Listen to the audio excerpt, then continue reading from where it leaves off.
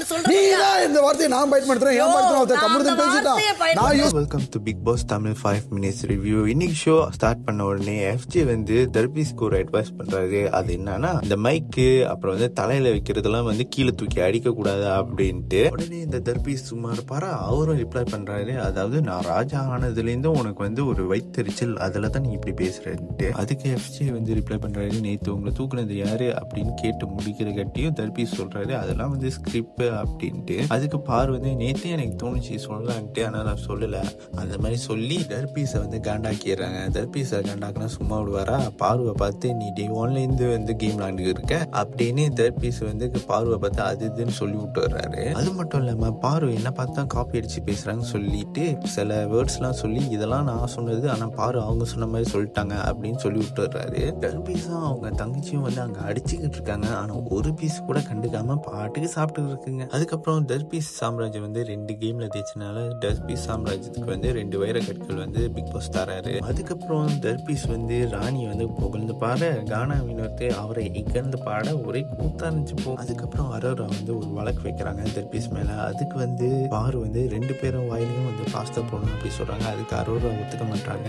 இந்த கேப்ல வந்து சாண்ட்ரா ஸ்கோர் பண்ணணும்னு சொல்லிட்டு கானா ஆட்சிக்கு போறேன்னு சொல்லிட்டு கிளம்புங்க. அதுக்கு தர்பீஸ் வந்து விட மாட்டேன்னு சொல்லிட்டு பிடிச்சி நிப்பாட்டுவாரு. அதுக்கப்புறம் வந்து கானா ஆட்சிக்கு வந்து சாண்ட்ரா வந்து போயிடுவாங்க. கானா ஆட்சிக்கு போற சாண்ட்ராவை தடுத்து நிறுத்தினால வந்து தர்பீஸ்க்கு வந்து வாயில பிளாஸ்டர் போட்டு உட்கார வச்சிருவாங்க. இந்த கேப்ல கானா வந்து தர்பீஸை நல்லா கலாய்ச்சி விட்டுருவாரு. அதுக்கப்புறம் பிரஜனும் திவ்யாவும் கண்டு கொண்டேன் சீனை வந்து ரீமேக் பண்ணி அங்க நடிச்சு காட்டுறாங்க. அதுக்கப்புறம் 2 சாம்ராஜ்யத்துக்கும் ஒரு போட்டி நடக்குது. அது என்னன்னா, கொடுத்து இருக்கிற கல்லை வச்சு ஒரு கோட்டை கட்டணும். ஆனா வந்து எதிர் தரப்பினர் வந்து அந்த பந்து வச்சு அதை அடிச்சுக்கிட்டே இருப்பாங்க. இவங்க டிஃபெண்ட் பண்ணி அதை கட்டணும். இதுல மொத்தம் 3 ரவுண்ட்லயும் வந்து கானா சாம்ராஜ்யத்துல உள்ளவங்க வந்து சூப்பரா கட்டி ஜெயிச்சிடுறாங்க. ஆனா கடைசி கேம்ல வந்து பொய்யாட்டம் ஆடிடுறாங்கன்னு சொல்லிட்டு பார் வந்து ரீகேம் கேட்கறாங்க. அதுக்கு யாருமே ஒத்துக்கல, பிக் பாஸும் ஒத்துக்கல.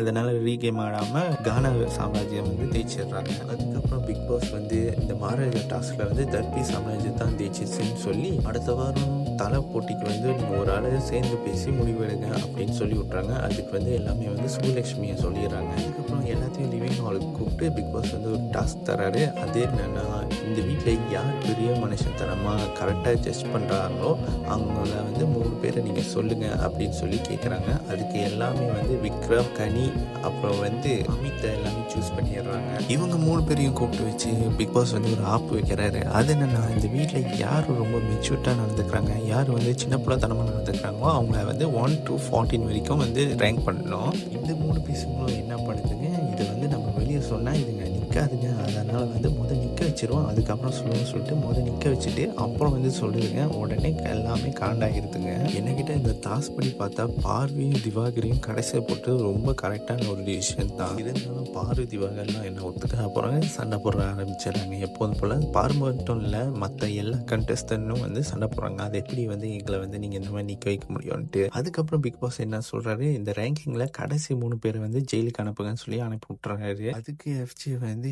என்னையும் வந்து உள்ளே போட்டுறீங்கன்னு சொல்லிட்டு அவர் பாட்டுக்கு ஒரு சண்டையை போட்டு ஜெயிலுக்கு போகிறாரு. அங்கே போய் திவாகர் கூடலாமா நான் இருக்க போகிறேன் அப்படின்னு சொல்லிட்டு என்னை யாராவது காப்பாற்ற மாட்டீங்களான்னு கேட்குறாரு. ஜெயிலுக்குள்ளேயும் போய் திவாகர் வந்து நடிப்பு அரக்கன்னு சொல்லி ஒன்று பண்ணுவார்ல, அதை பண்ணி விட்டுறாரு. எல்லாம் பார்த்து காண்டாகிறாங்க. அதுக்கப்புறம் பெட்ரூமில் வந்து ரம்யா வந்து புலம்பிக்கிட்டு இருக்காங்க. அது எப்படியே நெட்டாங்க போடுவாங்க, நான் எல்லாத்தையும் நல்லா தானே பேசினேன் அப்படின்னு அழுதுகிட்டு கிடக்குறாங்க. இந்த ரம்யாவுக்கு எப்போ பார்த்தாலும் அழுதுறதே ஒரு வேலையாக போச்சு. ரம்யா புலம்பலாட இந்த ஷோ முடியுது. என்ன கேட்டால் இந்த ரேங்கிங் வந்து கொஞ்சம் ஃபேராக இருந்த மாதிரி தான் தோணுது. உங்களுக்கு என்ன தோணுது கீழே கமெண்ட் பண்ணுங்கள். இப்போ இந்த வீடியோவை வந்து ஃபுல்லாக பார்த்தீங்கன்னா ஒரு லைக் ஒரு கமெண்ட் பண்ணிடுங்க. இப்போ நான் அப்படியே வந்து போயிட்டு உங்களை அடுத்த வீடியோ சந்திக்கிறேன். வேறு